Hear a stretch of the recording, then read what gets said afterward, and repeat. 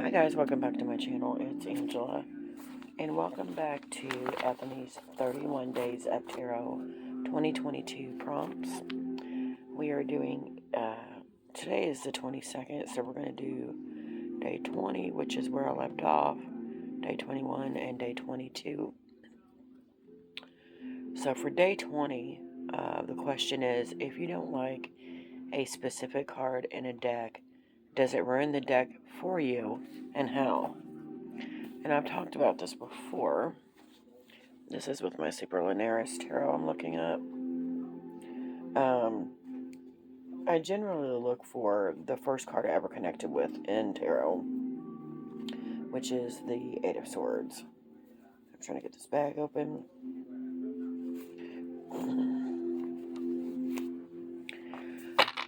This is the Super Linares Tarot that was on a Kickstarter last year, year before last. It comes in this pink, rose gold gilding. This is the Eight of Swords in this deck.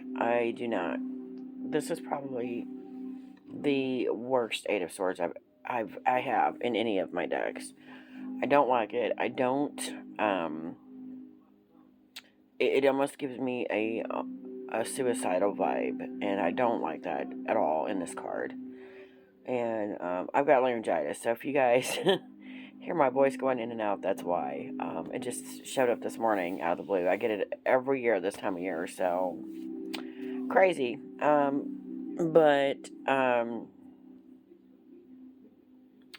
This is the card I generally look for in a deck, but it is not ever a deal breaker. No card is ever a deal breaker per se. There are like decks that I want that deck, and then there will be a card in there that will put me off of it just because of the way the artwork looks, either funky to me or maybe it seems to represent something else and it's not for that specific card, that will put me off the deck. But it's never the same card every time. But this is the card I generally look for when I go to buy a deck. It's not ever a deal breaker because I have this deck, and I didn't get this deck for the Eight of Swords. In fact, I don't think I even saw the Eight of Swords till I had the deck in hand. But this is the card in this particular deck that I'm like, no. It is the Eight of Swords. It's the card I always look for, but it's not a deal breaker. The reason I bought this deck is, one, this Hierophant. I don't really connect with a Hierophant card in most decks. I immediately connected with this one. It gives me usually a Hierophant card is very religious. Excuse me.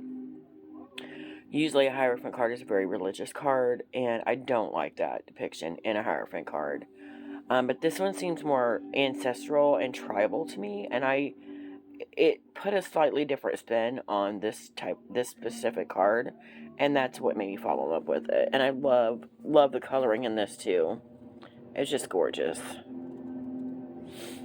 And then this Six of Swords also was like, come on, look at the sky in that. And I take a lot of pictures of the sun setting, the sun rising, the moon coming out, like a lot of pictures, and that's what drew me to this, was this rising sun, this dawning of a new day, a new beginning, a new something new, moving away from the old, and I love that.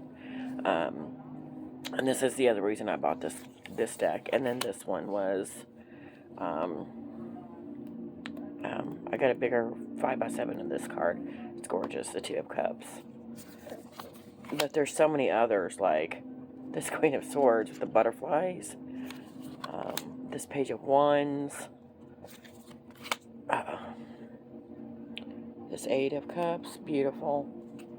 The skies in this deck, oh, look at this one. It's just like, another example. The skies in this deck are just unbelievable. And the red and the contrast of the blue here is just fantastic. And then we have the Five of Cups, just desolate, and it almost looks like blood spilling out of the cups instead of wine. It's a gorgeous card. The artwork in this deck is just stunning. I'm just showing you guys a few more here. But that is my answer to day 20. Is a card a deal breaker? It's never the same card that's a deal breaker for me. It'll literally be something that'll put me off about a specific card's artwork or whatever is in that, depicting that. Okay, for example, I was all for getting the Mahat Tarot. I love it. It's beautiful. And then I saw, I think it's the Devil card or the World card. I can't remember. And it's a woman giving birth. And yes, it's more like drawing art. But just the way it was shown, it put me off the deck. And I still go back and forth on, like, should I get it? Should I not? Should I try to work past that card? For some reason, that specific card just put me off the whole deck. So it's stuff like that just puts me off a deck. Maybe it's the coloring or something silly. It's never a specific type of card itself. So that's my answer to day 20. So let's do day 21 here.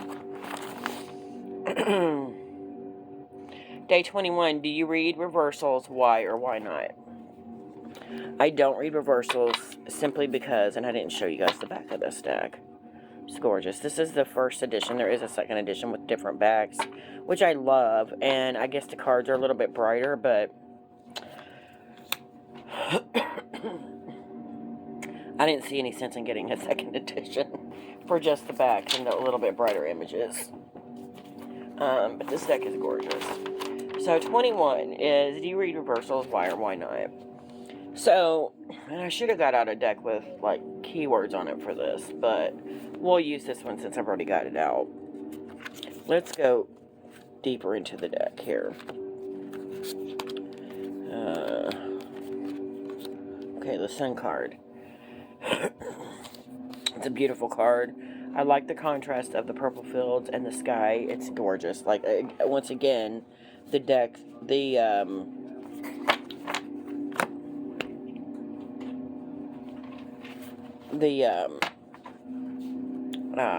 skies in this are just beautiful. But, hold on one second. But, I don't read reversals simply because I read intuitively. So if a card is meant to come out darker or a reversal of this, whether it's upside down or not, it's going to read that way. It's going to present itself to me that way. That's how I read them. So I don't read reversals for that reason. If it's meant to be depicted as a darker or a reversal, then it will be. Even if it's upright. And the same vice versa, if the card is accidentally in the deck like that, because I shuffled weird or something, and it's meant to be a brighter, nicer card, it's gonna be read that way, no matter what. So, that is my answer for day 21, is I don't read reversals simply because I read intuitively. I read it however it's presented to me. So there's that answer. So day 22, real quick. That's today. What deck gives you the heebie-jeebies? And if you guys have watched my channel for any period of time, you're going to know this answer because it's the same answer I have with any time this question pops up. And that is my Radiant Rider-Waite-Smith Tarot. It's the very first deck I ever got. I'm like, I'll make a little box for it because the tech box that came in was just crap. I even printed off an image of the Eight of Swords, which is the first card I ever resonated with. It's the only card I ever resonated with in this deck. And you guys know it's got the blue backs with the stars. I was like, oh, I can't bond with it. Maybe I will.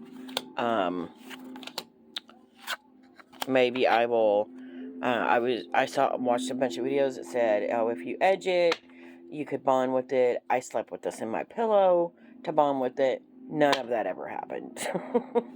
And it's got words on it right now because I'm actually following along with, I had followed along with for a minute. I got to finish the videos of Lisa Pappas videos of beginning tarot. I just thought it'd be neat to go back and go over the cards.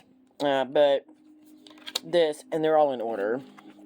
But I just never, I bought it because the same story as I always say. I woke up with morning with the overwhelming need to buy a tarot deck. Couldn't figure out why. The more I resisted in buying a tarot deck, because I had no interest in one, the more the need overcame me, and it was at the point where I was almost hyperventilating. I needed a tarot deck, and so I went and bought one. This one came with a book. It was a huge kit. It was very beginner-friendly, advertised. And then I got it home and just nothing for weeks and weeks and weeks. That was in April of 2019. It took until September of 2019 to actually start working with this deck. With any deck. Not this deck, but then I bought another deck in September of the same year. But it took all the months for me to try to bond with this one, and it never happened. So this is the deck that I put so much negative energy in, frustrated with it, trying to work with it, that now, like, even touching it is like, it gives me the willies. But that is the tarot deck. I do have a few Rider-Waite-Smith that I do read with now. But Rider-Waite-Smith is not my first choice. Like some that are like the Superlinaris that are cloned after, like, not clones, but like they have the Rider-Waite-Smith system in them. But it has a different coloring. I'm way more susceptible. Is that the word I'm looking for? Way more susceptible to a deck like that than a deck like this. And I've always said the more out there it is beyond the Rider-Waite-Smith system, the better I like the deck anyway. So that is my answer for day 22, which is today, Saturday, January 2022. So yeah, that is where we'll leave it off, because tomorrow it's going to be bigger, because it's what's my favorite spread, and I'm going to go ahead and do a whole spread for you guys. So yeah, if you guys like this video, give me a thumbs up. If you want to see more, please subscribe. Don't forget to hit that notification button so you're alerted to any future videos. And you guys have a great night. I'll see you tomorrow.